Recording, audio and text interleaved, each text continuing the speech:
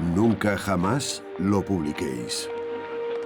Jackie se lo había pedido a sus hijos una y otra vez, y repitió su ruego unos años más tarde a su hija Caroline el día de su boda. De repente se puso seria y le dijo: nunca jamás lo publiquéis. ¿Qué era lo que quería mantener en secreto? Una serie de conversaciones grabadas poco después del asesinato de su esposo en Dallas, el 22 de noviembre de 1963. Son conversaciones sobre la historia y sobre su propia historia, incluyendo algunos secretos muy íntimos y opiniones controvertidas.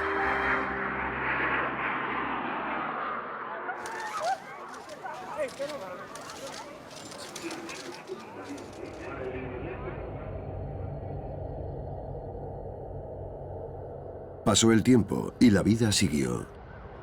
Jackie emprendió una brillante carrera como editora en Nueva York, hasta su muerte, acaecida en mayo de 1994.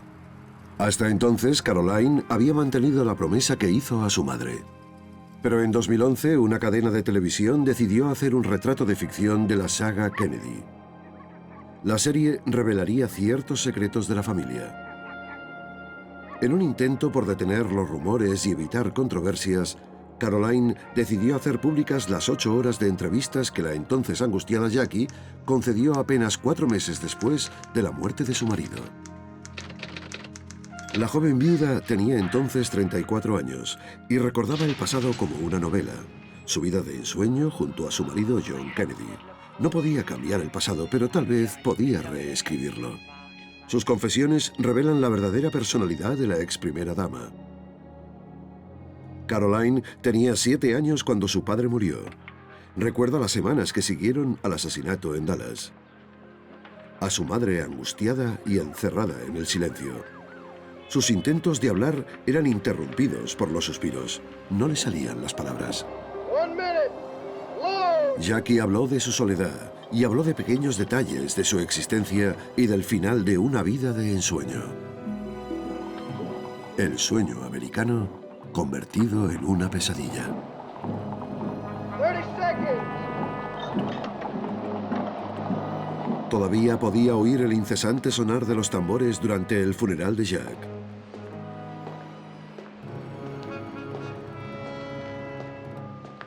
Jack. Ella siempre lo llamaba así en las entrevistas. Nunca John ni JFK, sino Jack. De esta manera sus nombres eran como gemelos, Jack y Jackie, unidos para siempre.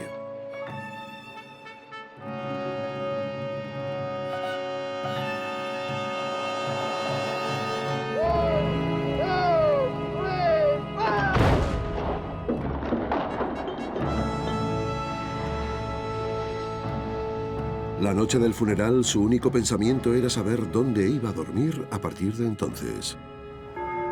Incluso cuando todo se desmorona, la vida debe continuar. Tiene que haber puntos de referencia, lugares familiares, seguridad.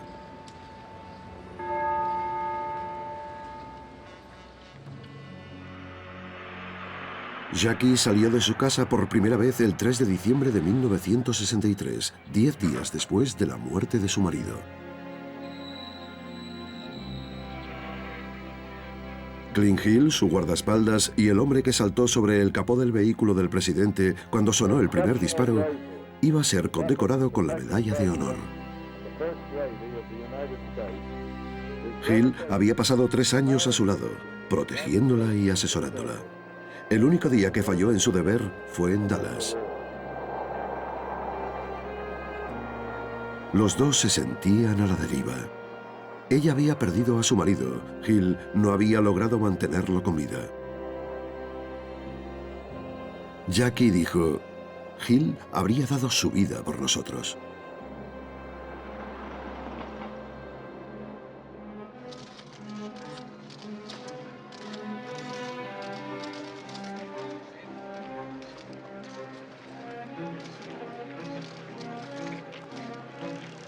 Tres días después, el viernes 6 de diciembre, Jackie dejó la Casa Blanca y se mudó a poca distancia, a Georgetown.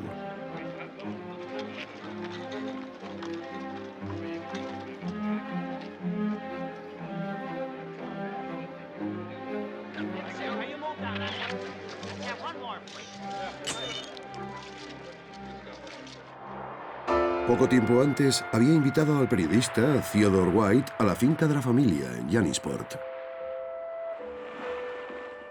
Lo había elegido como confidente para darle su testimonio sobre el asesinato. Confiaba en él, y por eso decidió hablarle de su vida junto a su esposo.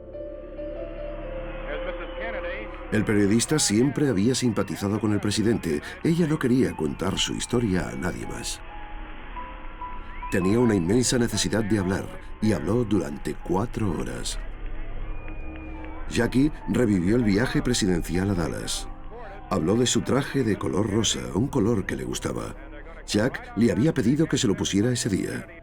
Lo llevó todo el día, a pesar de las manchas de sangre que lo ensuciaban, para mostrar al mundo lo que el asesinato del presidente le había hecho a ella. Justo después de los mortales disparos, se subió al capó del coche. No fue ni un acto de deserción ni de deshonra, sino una cuestión de supervivencia. Ya no podía hacer nada por Jack. Con Theodore White habló sobre el asesinato de una manera delirante. Habló de la belleza del interior del cráneo de Jack que ella sostuvo en sus manos. Los círculos concéntricos de la materia con una capa iridiscente de color rojo. ¿Imaginas que esa sería su principal obsesión? Una hermosa cabeza perfectamente formada que no merecía ese destino. También habló de la muerte de su hijo Patrick, que falleció al nacer ese mismo verano, un suceso que les uniría más. Ese día, ella tomó al lloroso Jack en sus brazos y le dijo: «Lo único que no podría soportar sería perderte».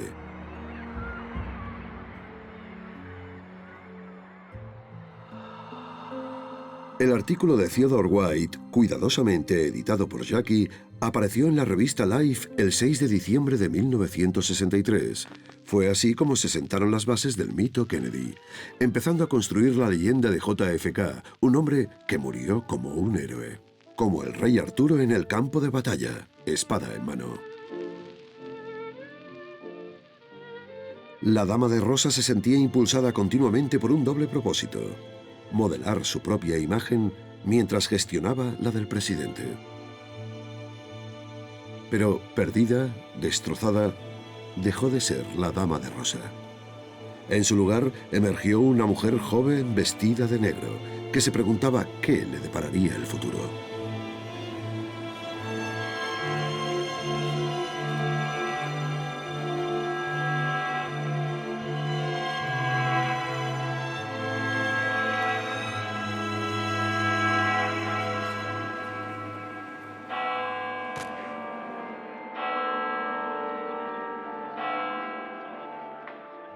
Bobby asumió el lugar de Jack a su lado, y desde su despacho del Departamento de Justicia, Jackie agradeció al pueblo estadounidense su ayuda y apoyo.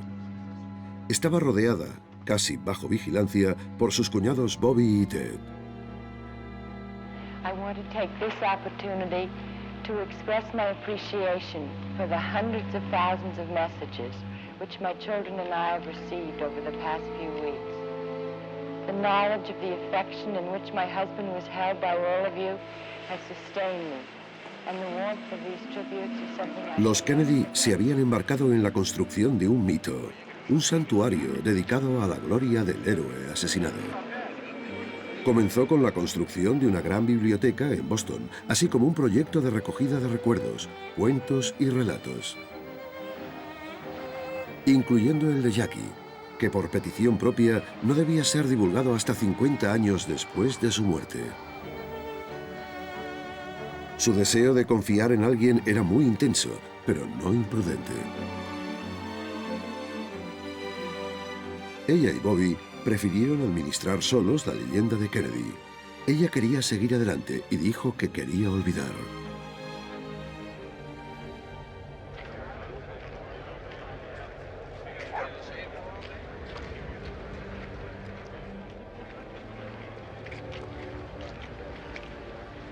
El renombrado historiador y asesor de John F. Kennedy, Arthur Schlesinger, fue quien mantuvo esas conversaciones con Jackie. Ella lo invitó 7 veces a la nueva casa que tenía en un exclusivo barrio de Washington. Pero seguía despertando curiosidad y se sentía constantemente observada y examinada.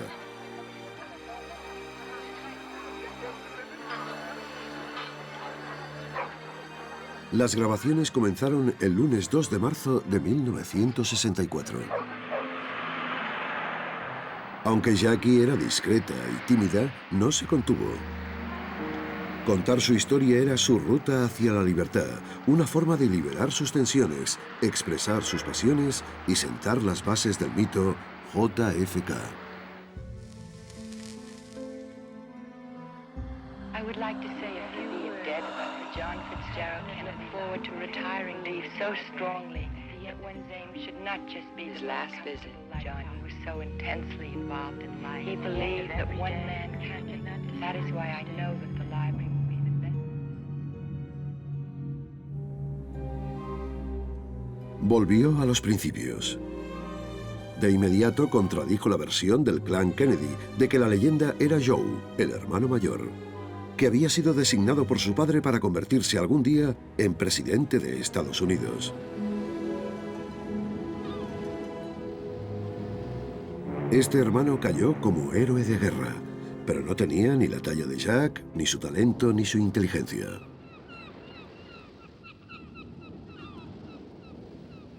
No, su marido no llegó a ser presidente por defecto.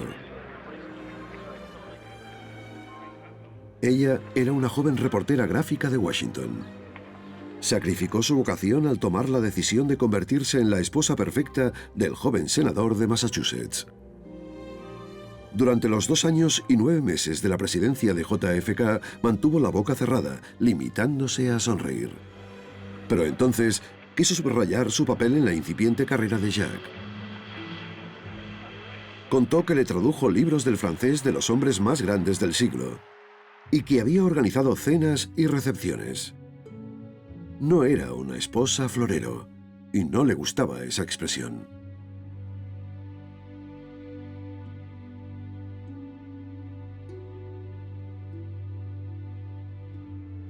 Y él no era un playboy narcisista, aunque otros hombres estaban celosos de su juventud y apostura.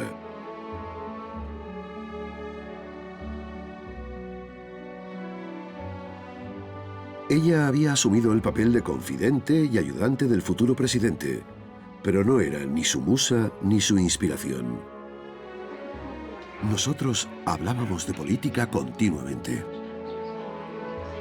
Las expectativas de Jack se derrumbaron en 1956, cuando fracasó su candidatura a vicepresidente de Estados Unidos. Una candidatura que Joe, su padre, pensó que era una pérdida de tiempo y que estaba condenada desde el principio. Jack se había lanzado como un perro rabioso.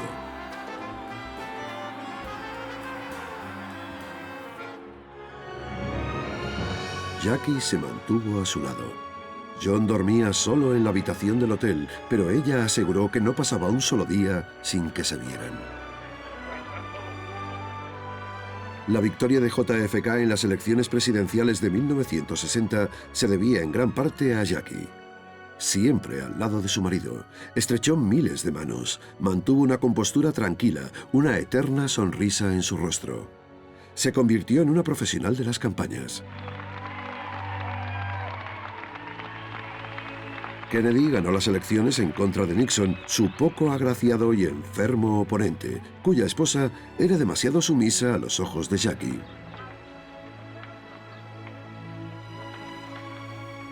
Esta primera sesión de la entrevista fue errática, una especie de prueba. Jackie y Arthur Schlesinger quedaron en verse al día siguiente.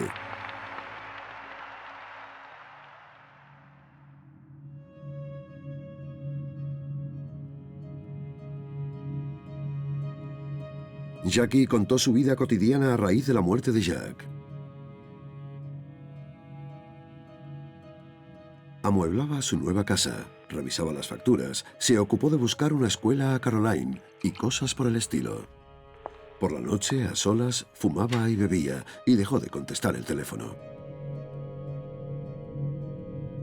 Caroline habló a su maestro en la escuela de la tristeza que reinaba en su casa. La noche anterior, John había arrancado una página del periódico con una foto del asesinato de su padre para que no hiciera daño a mamá.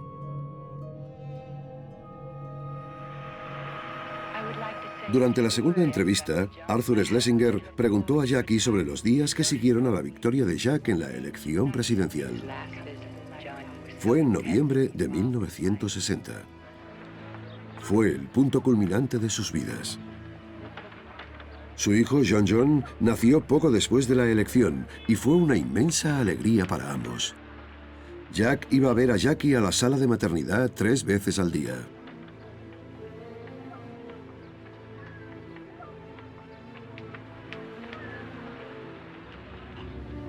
Esto casi le hizo olvidar el verano de 1956, cuando 4 años antes perdió a su hija Arabella a causa de un parto prematuro.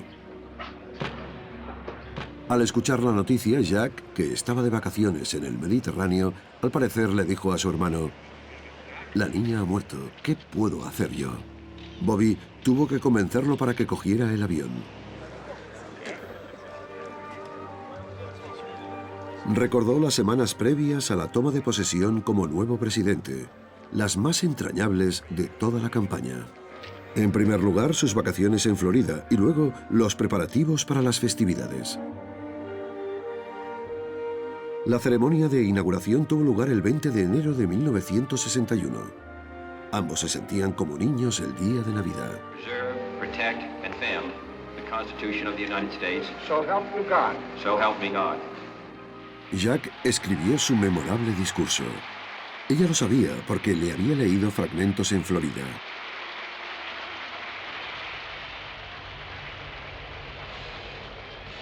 Y sin embargo, era bien sabido que un fiel colaborador escribía los discursos de Kennedy.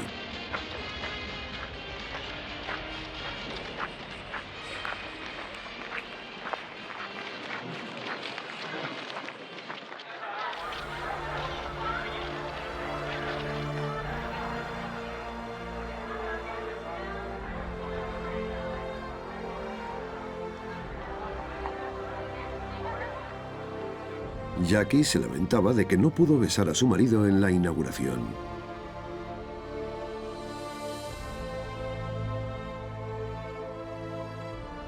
Se fue a mitad de la fiesta.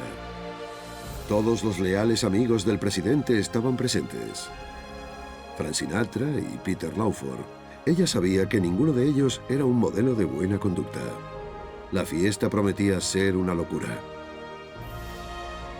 Jack fue a verla a medianoche. Ella todavía estaba despierta, inundada de alegría. Durmieron en la misma cama.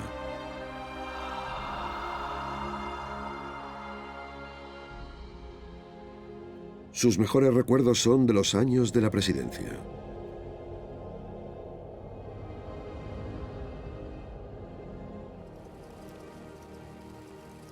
Jackie se otorgó mucha importancia a sí misma. Un papel fundamental e histórico que probablemente nunca tuvo. Habló de acontecimientos mundiales como si hubiera estado allí, implicada, consultada y participando en las decisiones estratégicas.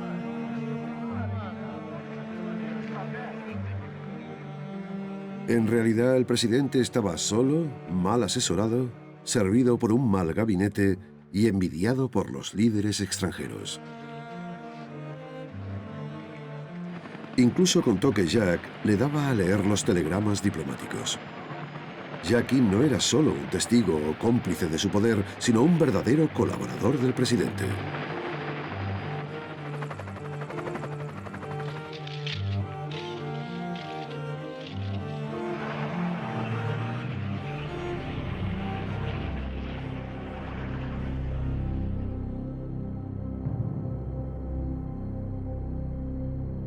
Cuba. Un momento de pesadilla para Kennedy. En abril de 1961, un intento de desembarco en la bahía de Cochinos, dirigido por las tropas anticastristas respaldadas por la CIA, fracasó estrepitosamente. El humillante episodio fue crítico para el presidente. La dama de rosa comentó: Jack, bajo una enorme presión, no conseguía mantener la calma. La presencia de Castro en Cuba le aterrorizaba.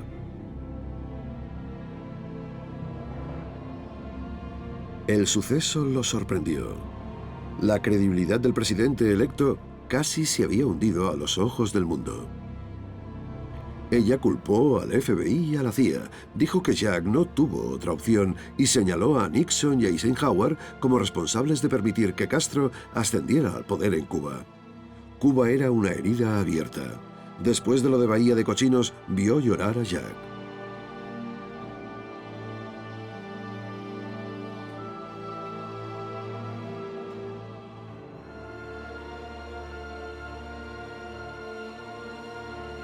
Un año después, el presidente negoció la liberación de los rebeldes con el líder máximo de Cuba, poniendo fin al episodio. A partir de entonces, puso a su hermano Bobby a cargo de las operaciones especiales.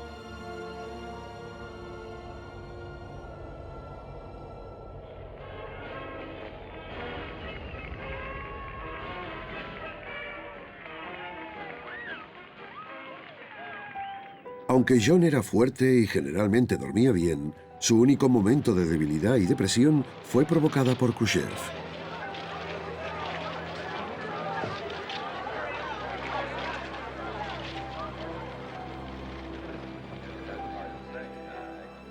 Nikita Khrushchev era el líder de la Unión Soviética. Ambos se conocieron en junio de 1961 en Viena, Austria. Kennedy y Khrushchev hablaron de los zares, de Tolstoy y de Laika, la perra que acababa de conquistar el espacio. Unas semanas después llegó a la Casa Blanca un regalo desde Rusia para Jackie, uno de los cachorros de Laika.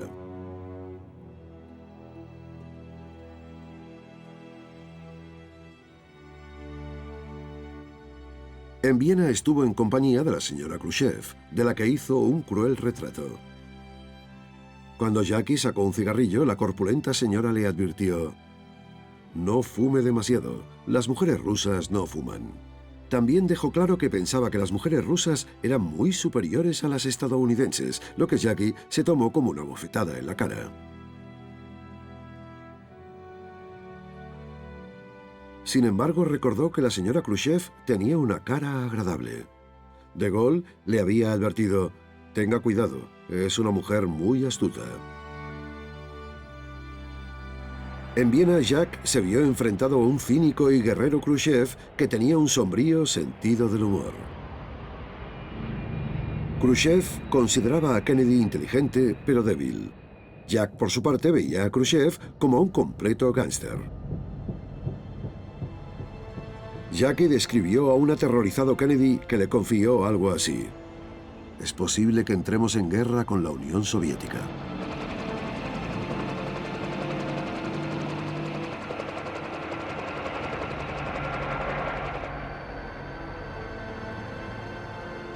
En efecto, la crisis de los misiles cubanos en octubre de 1962 estuvo al borde de provocar un tercer conflicto mundial.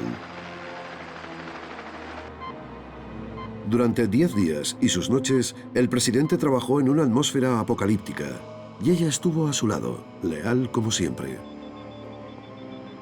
Jackie dijo ser testigo de esos monumentales sucesos que tuvieron lugar en el escenario político internacional.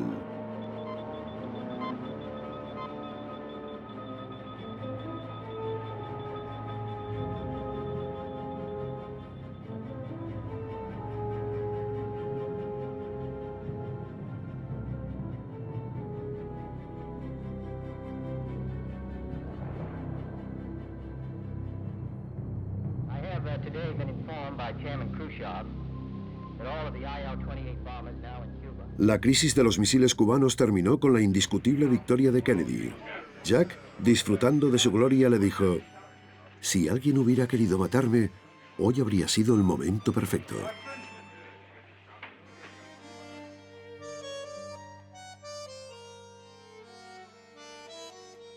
Jackie también parecía disfrutar de la gloria que reflejaba Kennedy. Yo era la mejor. Jack estaba orgulloso de mí.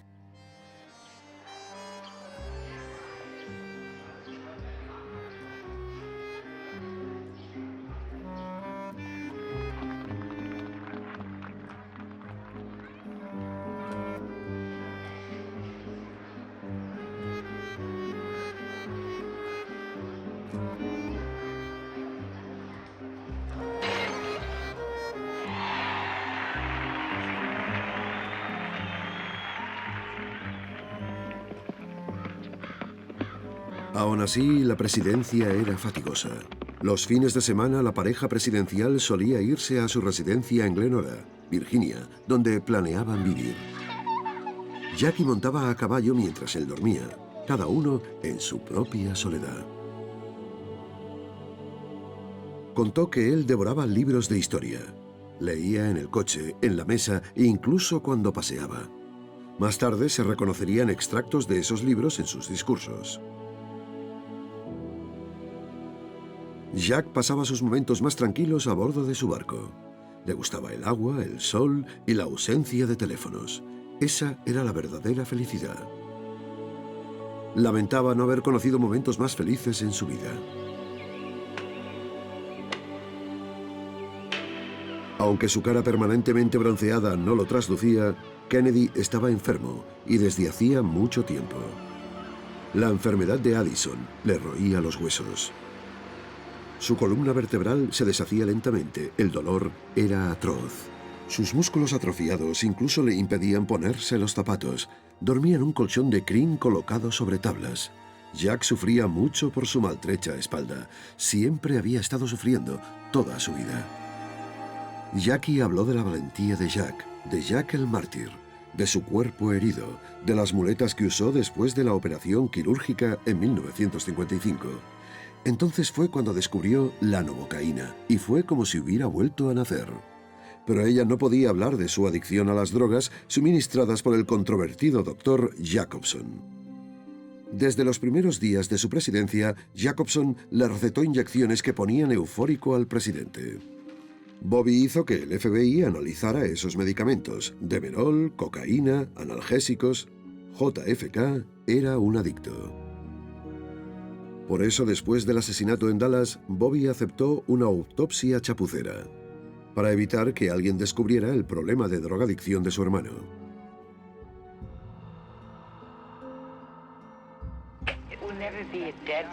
La tercera entrevista con Arthur Schlesinger tuvo lugar al día siguiente. Jackie fue revelándose a sí misma, revisando su vida. Todo era muy confuso. Esa noche había estado pensando en Lyndon B. Johnson, sucesor de su marido. Después de la muerte de su hermano, Bobby Kennedy continuó siendo el fiscal general. A sus ojos, a Johnson no le correspondía el mandato. Era un usurpador. Jackie no podía perdonar al nuevo presidente por haber llegado a la presidencia y pronunciar su juramento en Dallas apenas una hora después de la muerte de Jack. Pero esas eran las reglas. I will do my best. That is all I can do. Johnson divertía a Jack, dijo ella, pero era incompetente, tosco y perezoso. El tipo de hombre que no podía tomar una decisión, que se apoyaba en las opiniones de todos. Era envidioso, codicioso, únicamente interesado en los símbolos superficiales del poder, en los aviones, el protocolo, la fama. Jack decía: ¿te das cuenta de lo que le ocurriría a este país si él llegara a ser presidente? Jackie dijo que fue expulsada de la Casa Blanca, pero no era cierto. Ella era quien se iría. Poco después, Johnson le ofreció el cargo de embajadora en París, pero ella no quería volver allí. Cada vez que iba a alguna parte de Washington, Jackie daba un rodeo para evitar el lugar donde pasó los mejores años de su vida. Mantuvo todo lo de aquellos años como trofeos: los diarios, los menús, los memorandos. Le gustaba cuidar de las plantas y poner la mesa para las cenas oficiales. Belleza, elegancia, distinción, había sido su casa. Con la autorización del presidente, Jackie contrató a un decorador de interiores francés a pesar de las críticas de la opinión pública estadounidense, que temía que estaba demasiado apegada a Francia. Bajo el gobierno de Kennedy, la Casa Blanca se convirtió en la corte del Rey Sol, un lugar digno de Versalles. Ella temía que su matrimonio podía fracasar durante la presidencia, pero nunca habían estado tan cerca. Una familia unida, una pareja inseparable. Tenía una oficina en la Casa Blanca y veía a Jack todos los días, en cualquier momento. Continuó pintando un hermoso y tierno retrato de él, siempre atento, siempre cálido, siempre amable. Y ella era la esposa modelo.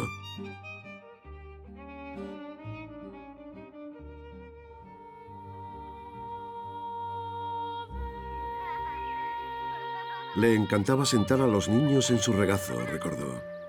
Pero no podía llevarlos en brazos o levantarlos a causa de su espalda. Les contaba muchos cuentos. El del tiburón blanco y el tiburón negro, o el de Bobo el lobo.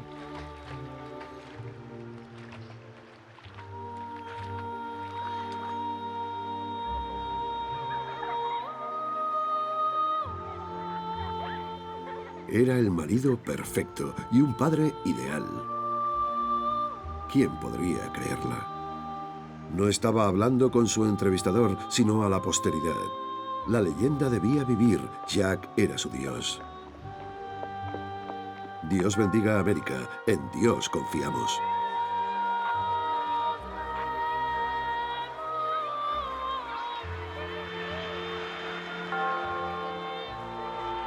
Los presidentes estadounidenses siempre han proclamado su fe. Jack había decidido creer por superstición, dijo, pero agregó, creo que Dios es injusto, porque Dios no creía en John Kennedy.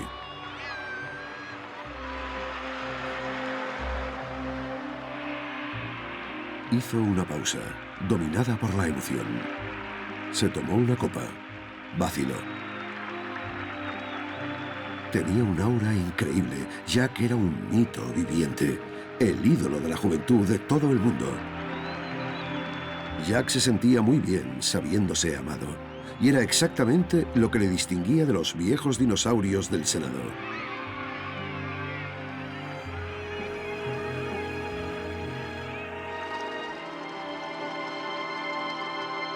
Pasaron 15 días entre la tercera entrevista y la siguiente. Jackie viajó a Nueva York en compañía de Bobby. Pasaba mucho tiempo con él. ¿Su relación era platónica o romántica? Hoy hay quien cree que era una fuente de consuelo que iba más allá de lo meramente espiritual.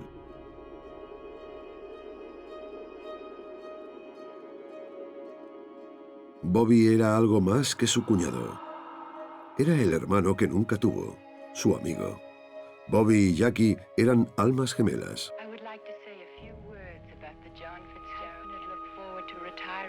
4 años después de la muerte de Bobby, dijo, odio a Estados Unidos. Está matando a los Kennedy. Un fin de semana de septiembre de 1963, 2 meses antes de ir a Dallas, estuvieron en Newport. Jackie se estaba recuperando de la muerte de Patrick, su tercer hijo. En las imágenes de ese viaje podemos ver a Ben Bradley, un amigo del The Washington Post, acompañado de su esposa, Toni, la mujer rubia. Según Toni, JFK intentó seducirla en varias ocasiones, si podía llamarse seducción, por la agresividad de su técnica. La otra mujer era la hermana de Toni, Mary Pinchot Meyer, la amante más leal del presidente. Es imposible que Jackie no lo supiera.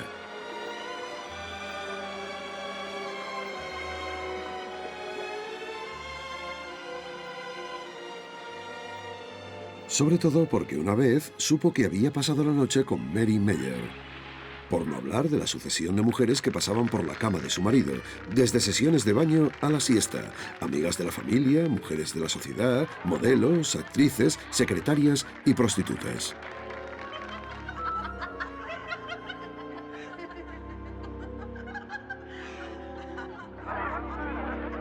Jack dividía su vida, su familia, su trabajo, sus amigos y la parte que nunca reveló, una vida sexual desenfrenada. En la puritana Norteamérica, tal vez era su lado oscuro. Había muchas mujeres en la vida de Jack, pero Jackie no dijo nada acerca de ninguno de esos asuntos. En un momento de reproches le dijo: «Debe de ser una maravilla, esa amante tuya, para engañar a una mujer como yo».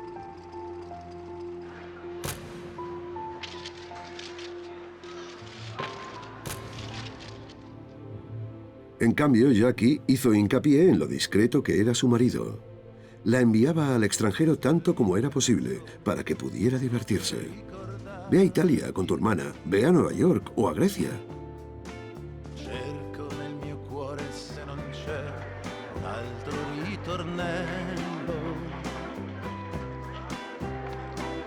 Piango ogni giorno che Dio fa e non ti posso dire.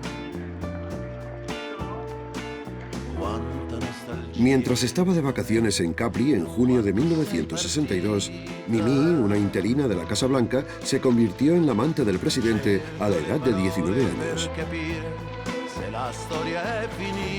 Cierto tiempo después, Mimi contó que Kennedy le ofreció droga en repetidas ocasiones. También la ofrecía a sus colaboradores como obsequio.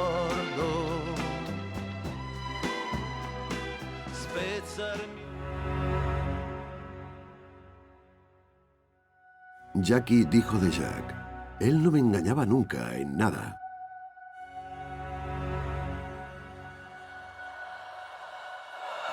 Luego quedó en silencio. Parecía perdida en sus recuerdos. Respiró profundamente, tomó una copa y preguntó: «¿Puedo decir eso?». Arthur Schlesinger la animó: «Usted puede decir lo que quiera, Jackie». Pero de repente lo reconsideró. «No, en realidad no vale la pena».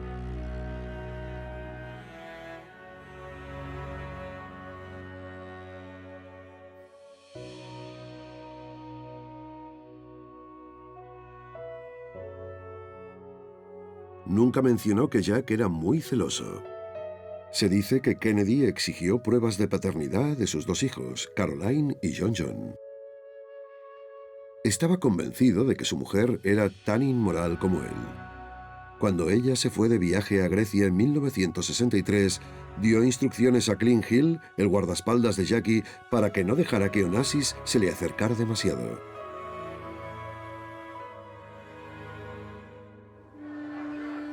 Durante las observaciones finales de la sesión, habló de lo que ella llamaba el veneno de la presidencia.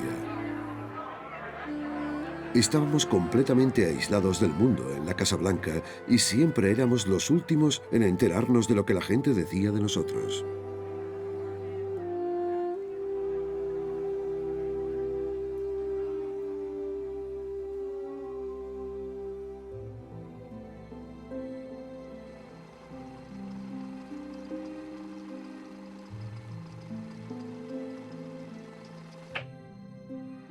En esa época, Jackie había puesto a la venta la casa de Glen Ora.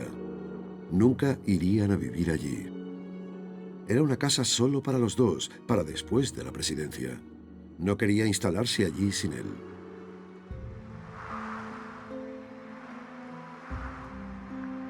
Quería mudarse a Nueva York, tal vez para estar cerca de Bobby, que había decidido presentarse a senador.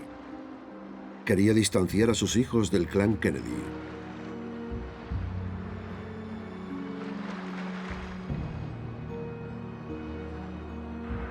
Habían comenzado las audiencias de la Comisión Warren para investigar el asesinato de Kennedy. La primera en ser interrogada fue la otra viuda de Dallas, la esposa de Oswald, el presunto asesino.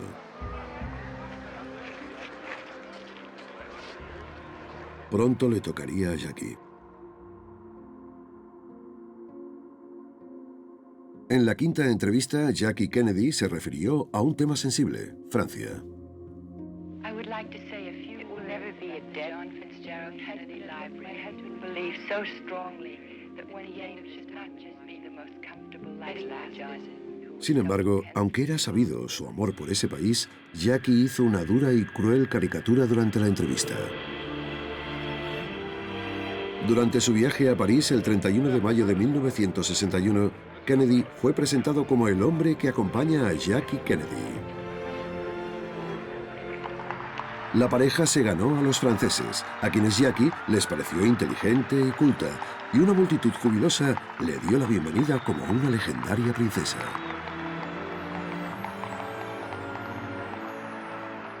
Francia era el país de origen de los Bouvier, por parte de la familia del padre de Jackie. Ella se sentía como en casa. Había pasado algún tiempo en París durante su juventud. Le encantaban los diseñadores de moda franceses, la arquitectura de las ciudades y las grandes figuras de la historia de Francia: Napoleón, Saint-Simon, Lafayette y Madame Récamier. Y también un cierto Charles de Gaulle, libertador de Francia.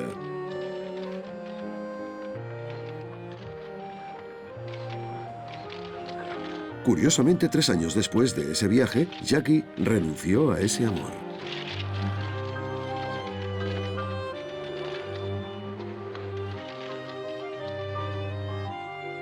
Los asesores de Kennedy les habían advertido: De Gaulle es un fascista, un colonialista arrogante, o mejor, un Don Quijote poseído de sí mismo. Por lo tanto, la reunión entre los dos líderes fue difícil, llena de desacuerdos fundamentales, aunque había cierta admiración recíproca. De Gaulle se presentó como amigo de Kennedy y, aunque crítico, protector. Kennedy interpretó el papel de invitado cortés y curioso, pero cuestionó al viejo general. Fingió aceptar sus consejos, le reiteró su admiración e incluso fue más lejos, y citó la frase inicial de sus memorias de guerra, que parafraseó como: «Siempre he tenido una cierta idea de lo que son los Estados Unidos».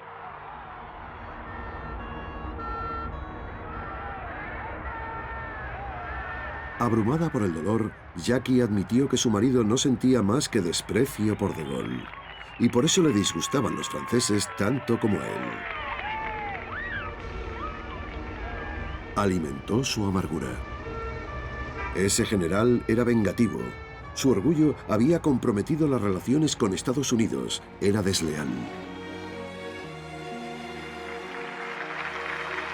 Sin embargo, De Gaulle había sido un aliado incondicional durante la crisis de los misiles de Cuba.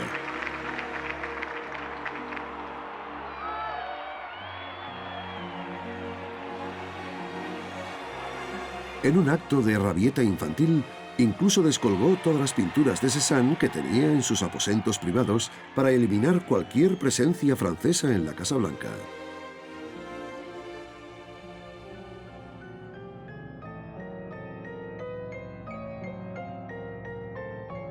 Tampoco perdonó a la pobre señora de Gaulle. Se la veía muy cansada. Parecía haber sufrido mucho. Flotaba sola a la deriva, mirando al vacío.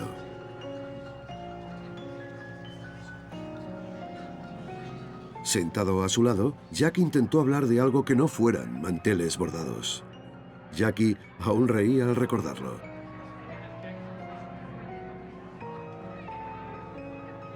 Una vez más, se trataba de una leyenda. Supuestamente De Gaulle estaba tan enamorado de Jackie que no le quitó los ojos de encima durante toda su estancia. En París, Jackie mostró su lado más seductor y luego dijo sin la más mínima modestia: «Sé que el general estaba interesado en mí». Sin embargo, reconoció que el general tenía buenas maneras, era galante y cortés. Pero en su honor, le puso De Gaulle a su caniche. Abatida por el dolor, acabó la entrevista con este venenoso retrato del viejo general, a quien culpaba de haber sobrevivido a su esposo, de seguir con vida, mientras que su marido ya no estaba.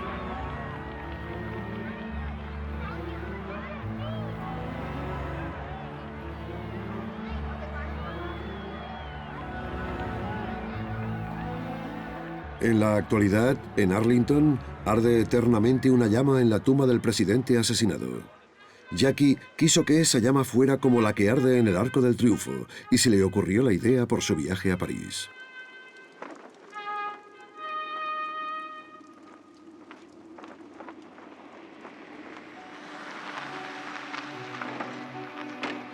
En París, insistió en conocer al romántico héroe francés, el escritor André Malraux, ministro de Cultura de Gaulle. Se deshizo en elogios. Conocer a Malraux fue como correr una carrera de obstáculos entre la niebla a 120 kilómetros por hora. Con él, tu mente va y viene. Es el hombre más fascinante con el que he hablado jamás.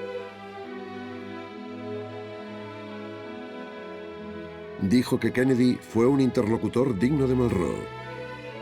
Mantuvo una interesantísima conversación con mi marido, dijo. Por lo general, parca en alabanzas, esta vez fue muy efusiva. La brillantez del uno se reflejaba en la del otro. Lo invitó a Estados Unidos en 2 ocasiones. Kennedy había pedido a su esposa que sirviera de enlace entre De Gaulle y Estados Unidos, a fin de no perder la conexión. André Malraux trajo la Mona Lisa con él, que el Louvre prestó excepcionalmente para una exposición en la National Gallery de Washington.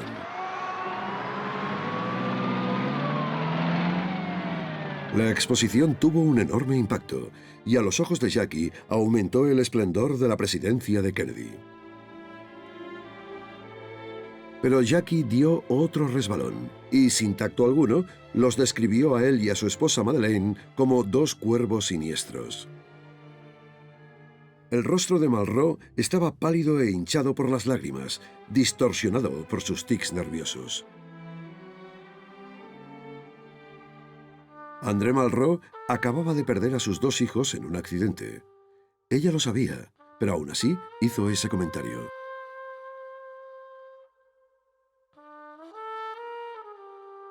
Dijo, Malraux adoraba a De Gaulle como un perro spaniel adora a su dueño.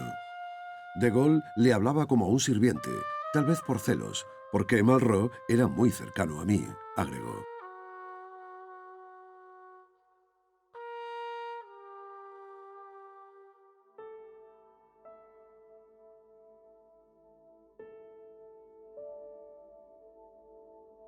Hablando lentamente, con una voz casi infantil, Jackie fue terriblemente indiscreta. A finales de marzo de 1964, Jackie estaba mucho mejor. Llevó a sus hijos a Aspen, se tomó algún tiempo para reflexionar sobre la historia y sobre su propia historia. Entonces se abrió un poco más, lo que permitió que emergiera la mujer triste y asustada, oculta bajo la arrogante dama de rosa. Cuando Jack era presidente, como si fuera una niña, pensé que nunca volvería a tener miedo al quedarme dormida. Admitió que temía el día en el que él ya no fuera presidente. Se habría convertido en escritor, periodista o conferenciante. Soñaba con que Kennedy fuera nombrado presidente de Estados Unidos para siempre. Solo él, deslumbrante e inteligente, podría evitar que el país descarrilara. Sin duda seguía convencida de ello.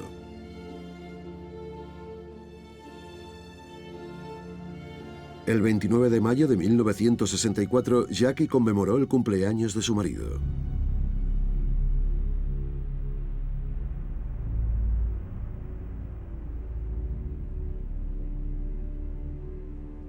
I would like to say it will never be a dead John Fitzgerald Kennedy forward to retiring to his belief so strongly. Sencillamente, llegó a la conclusión de que ni uno solo de los contemporáneos de Jack podía compararse a él. Churchill, Nehru, Adenauer, Martin Luther King, nadie era como Jack. Good evening, my fellow citizens. Peace and freedom. The cause of freedom in a time of danger in the world of communism. Freedom, not coercion, is the wave of the future. And we hope around the world, free to choose their own future. All the way. And we shall win. November 1962. My husband had looked forward to retire. My husband believed so strongly that one's aim should not just be his last vision. John, who was so intensely involved in life. Después de esta última entrevista, Jackie fue interrogada por la Comisión Warren sobre el asesinato de Dallas. El interrogatorio duró 15 minutos. Ella no dijo nada. En realidad dijo que no quería saber quién lo había asesinado. Se habían llevado a su esposo, a su héroe, lejos de ella y nadie podía traerlo de vuelta. Lo importante ahora era crear el mito.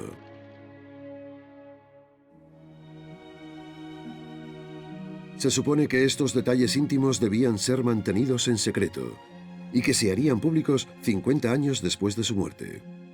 La imagen de la radiante dama de rosa dio paso al rostro doloroso de una mujer vestida de negro, de luto, que parecía estar preguntándose que si a pesar de las apariencias, su vida había terminado. Los recuerdos de Jackie se volvieron agrios, como el mal vino. Despertó de la borrachera de poder y para estar sobria, lo vomitó todo sobre todos. Luego se miró en el espejo y compuso su rostro, por el bien de la historia. El 3 de junio de 1964 dijo a Arthur Schlesinger que su tarea había terminado. Nunca escribió sus memorias. No concedió más entrevistas sobre su difunto marido ni sobre su vida en la Casa Blanca. Estas confesiones póstumas son su único testimonio. Poco tiempo después, la ex primera dama salió de Washington y dejó atrás sus recuerdos. Se instaló en Nueva York con sus hijos. Tuvo que reinventar su vida. Una vida solamente suya. Una vida sin Jack.